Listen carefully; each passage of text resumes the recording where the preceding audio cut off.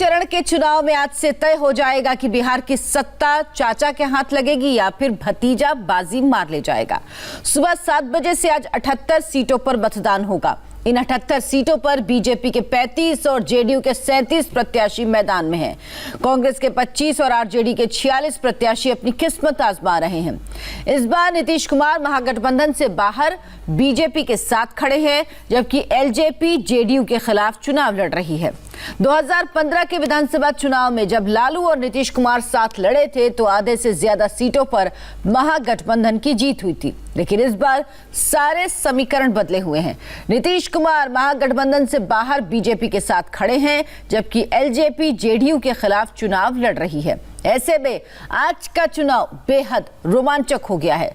ऐसे में बड़ा सवाल यह भी कि आज बिहार की जनता तेजस्वी के साथ जाएगी या फिर नीतीश का दांव चल जाएगा। ये हाल था बिहार का कि बिहार के गरीब को अपनी मर्जी की सरकार बनाने का अधिकार ही नहीं था।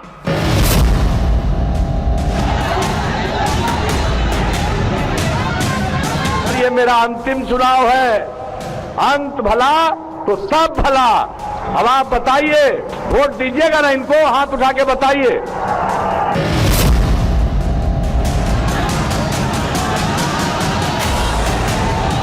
आप लोग कह रहे हैं कि 10 तारीख को नीतीश जी का विदाई देना है।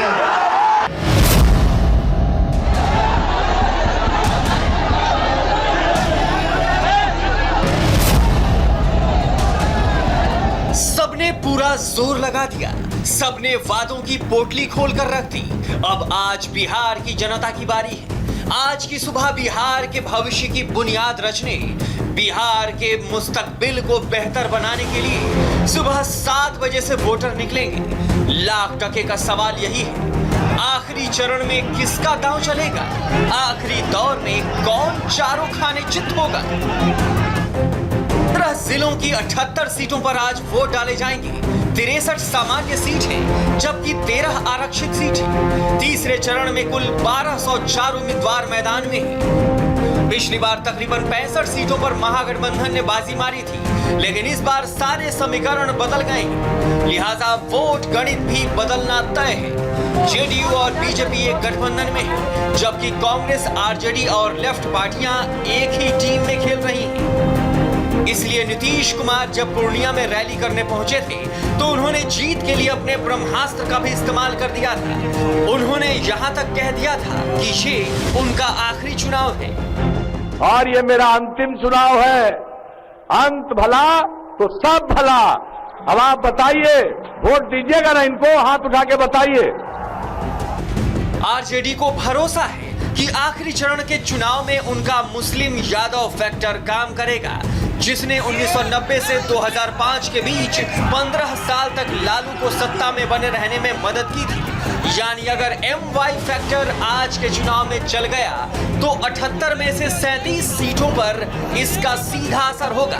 इसलिए लालू यादव के वोटों के गणित को बिगाड़ने इस बार प्रधानमंत्री नरेंद्र मोदी खुद पहुंचे थे। जंगल राज ने बिहार के सामर्थ्य के साथ जो अन्याय किया, जो विश्वासघात किया, वो बिहार का एक एक नागरिक, पुरानी पीढ़ी वाले भी और वर्तमान पीढ़ी वाले भी बहुत अच्छी तरह जानते हैं। गरीब गरीब की बातें करते रहना, जुबान पर बार बार गरीब की बात लाना, इन लोगों ने बिहार के गरीब को ही चुनाव से दूर कर दिया था। आखिरी चरण की 78 सीटों में से लगभग 30 सीट ऐसी हैं जहां मुसलमानों का वोट ये तय करता है कि कौन जीतेगा और कौन हारेगा। मतलब सीमांचल और उसके आसपास की सीटें जिसकी झोली में गई, समझिए उसका दावा पक्का है। इस बात को ओवैसी भी अच्छी तरह से जानते हैं, इसलिए अपना खेल बने या न बने, लेकिन तमाम धुरंधरों का खेल बिगाड़ने के लिए सीमांचल की 24 में से 14 सीटों पर उन्होंने उम्मीदवार उतार दिए हैं। ये कहता है कि तुम घुसपैठी हो, तुम बांग्लादेशी हो, तो याद रखिए उसकी तकलीफ सबसे ज्यादा सऊदीन अवैसी को होती है। फिलहाल सीमांचल के मुस्लिम वोटर की मुट्ठी बंद है। आज ये मुट्ठी खुलेगी तो किसके लिए खुलेगी, सबको इंतजार है। प्रधानमंत्री नरेंद्र मोदी ने आखिरी चरण में 3 रैलियां की और उन्होंने राष्ट्रवाद और जंगल राज का मुद्दा उठाया। नीतीश कुमार ने आखिरी चरण में 30 से ज्यादा सभाएं की और सीमांचल की रैली में आखिरी चुनाव का दांव खेला। तेजस्वी यादव ने आखिरी दौर में 91 सभाएं की और 10 लाख नौकरी और नए बिहार के नाम पर वोट मांगे। तीसरे चरण के मतदान से पहले तेजस्वी यादव ने जीत का दावा किया है। तेजस्वी यादव ने कहा कि पहले 2 चरणों में एक तरफा मतदान हुआ है और आज तीसरे चरण के मतदान के बाद उन्हें 2/3 बहुमत मिलेगा और बिहार में आरजेडी की सरकार बनेगी। तेजस्वी ने यह भी कहा कि नीतीश कुमार स्वीकार कर चुके हैं कि वो थक चुके हैं, इसलिए नीतीश ने अब संन्यास की घोषणा कर दी है।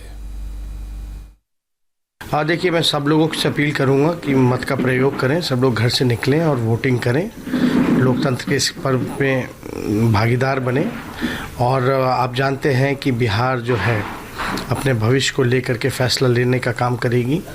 और जहां तक पहले 2 चरणों की बात अगर कहें तो 2 चरण जो है लगभग एक पक्ष मतदान हुआ है, लगभग हम लोगों को 2/3 की ओर जो है बिहार अब तीसरे फेज में बढ़ रहा है। और किशनगंज जिले की 4 विधानसभा क्षेत्रों के 51 प्रत्याशियों की तकदीर आज ईवीएम में बंद हो जाएगी। किशनगंज के 1668 मतदान केंद्रों पर 11 लाख से ज्यादा मतदाता वोट डालेंगे। इसके लिए जिला प्रशासन ने तैयारियां भी पूरी कर ली हैं। नेपाल और बांग्लादेश सीमा से सटा किशनगंज जिला बेहद संवेदनशील है, लिहाजा चुनाव आयोग ने भी तैयारी पुख्ता की है। किशनगंज से संवाददाता कुमार सोनू की ये रिपोर्ट देखिए। में तीसरे और आखिरी चरण का मतदान आज होना है। 7 बजे से वोटिंग होगी और शाम 6 बजे तक ये वोटिंग होगी। इस वक्त हम किशनगंज इलाके में मौजूद हैं और यहाँ पर ये आदर्श वोटिंग सेंटर बनाया गया है और यहाँ पर देख लेते हैं क्या तैयारियां हैं तीसरे चरण के मतदान को लेकर।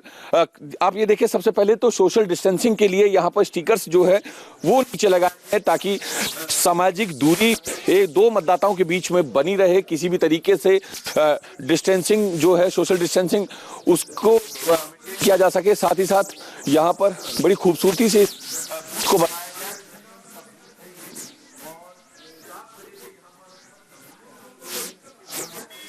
की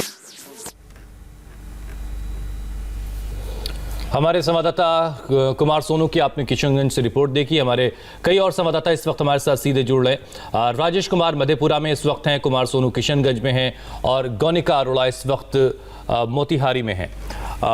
सबसे पहले नीतीश कुमार भी इस वक्त हमारे साथ जुड़ चुके हैं। नीतीश, आप जहां खड़े हैं वहां पर इस वक्त तैयारियां कैसी हैं? और कुछ वक्त बाद चूंकि आज आखिरी चरण का मतदान होना है तो जाहिर है कि उम्मीद की जा रही कि बम्पर वोटिंग होगी, क्योंकि पिछले दोनों चरणों में हमने देखा कि करीब 55% वोट मतदान हुआ।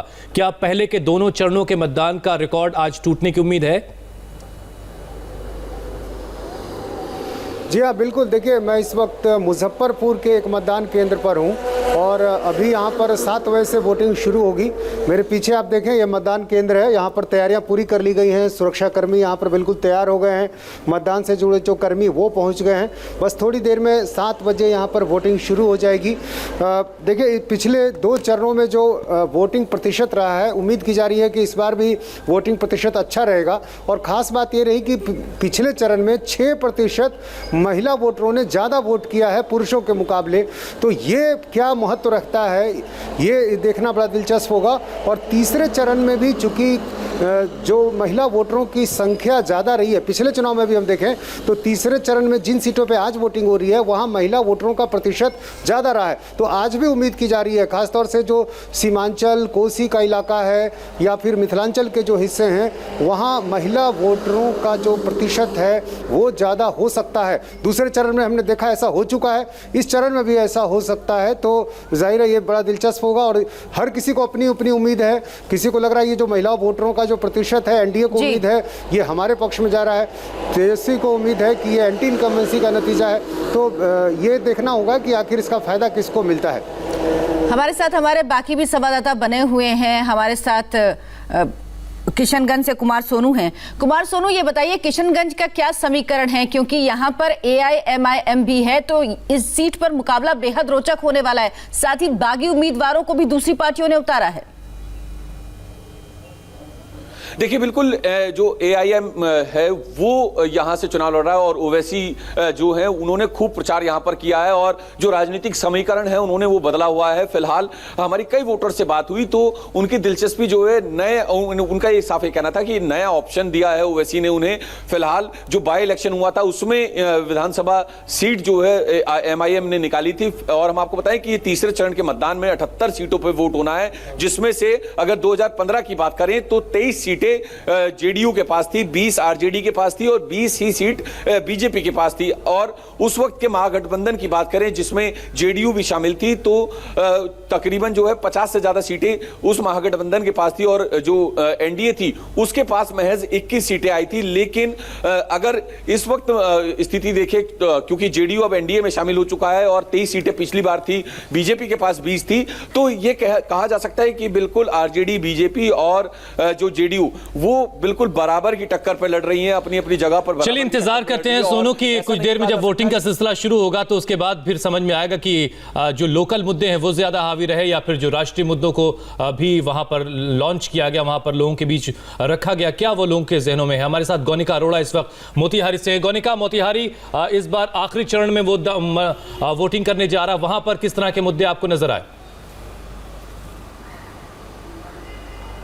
देखिए, यहाँ तिरहुत रीजन में जो सबसे मुख्य मुद्दा है वो बाढ़ का मुद्दा है, क्योंकि जब भी बाढ़ आती है तो पानी जो है वो खासतौर पर लोअर बेल्ट के जो एरियाज हैं, गांव हैं, उसमें सबसे ज़्यादा भर जाता है और लोग जो झुग्गियाँ बनाकर वहाँ पर रहते हैं उन झुग्गियाँ पूरी तरह पानी में बह जाती है। और कई इलाके ऐसे हैं जहाँ पर ऊंची अगर रोड बनी है तो लोग सड़क पर ही झुग्गियाँ बनाकर रह रहे हैं और लोगों का कहना है कि सरकार की तरफ से मदद आती है, 10-15 दिन मदद आती है, लेकिन उसके बाद जो 2 महीने उनके बीतते हैं वो बेहद परेशानी में बीतते हैं। ऐसे में लोग चाहते हैं कि जो भी नेता उनके पास आ रहे हैं वोट मांगने के लिए तो वो ये आश्वासन दे कि जब बाढ़ के दिन होते हैं तो उस दौरान पानी का तो कुछ ज्यादा नहीं किया जा सकता, लेकिन उस दौरान जो मदद उन तक पहुंचाई जा सकती है वो जरूर किया जाए। और जो मोतिहारी विधानसभा में इस वक्त मैं मौजूद हूं, यहाँ के जो मुख्य मुद्दा है वो सबसे ज्यादा लोगों के सामने वो आया कि रोजगार का मुद्दा। यहाँ के लोगों से बात की थी तो लोगों का यही कहना था कि बच्चे पढ़ लिख तो रहे हैं, आसपास के कॉलेजेस में जा रहे हैं, यहाँ पर भी कॉलेज है, लेकिन जो भी पार्टी रोजगार देगी वो उसी को वोट करेंगे। पढ़ाई, सिंचाई और दवाई, ये ज्यादा जोर इसका वहां पर है। बहरहाल इंतजार करते हैं क्या होता है। राजेश कुमार भी हमारे साथ मधेपुरा से, उनके पास भी चलेंगे। एक छोटे से ब्रेक का वक्त है यहाँ पर, और लेकिन उससे पहले आपको बता दें आज सुबह 7:57 पर स्वामी रामदेव से जानिए कोरोना काल में आप फेफड़ों की समस्या से कैसे निजात पा सकते हैं, पोल्यूशन के प्रॉब्लम से अपने लंग्स को कैसे सुरक्षित महफूज बनाएं। स्वामी रामदेव बताएंगे योग और आयुर्वेद के डबल डोज से कोरोना और पराली की परेशानी को कैसे दूर भगाएं। वहीं 8:25 पर योग गुरु स्वामी रामदेव लंग्स की कैपेसिटी बढ़ाने के घरेलू उपाय आपको बताएंगे जिससे इम्यूनिटी होगी स्ट्रांग और कोरोना से मिलेगी मुक्ति। और अभी एक ब्रेक के लिए रुकेंगे, फौरन वापस हाजिर होंगे।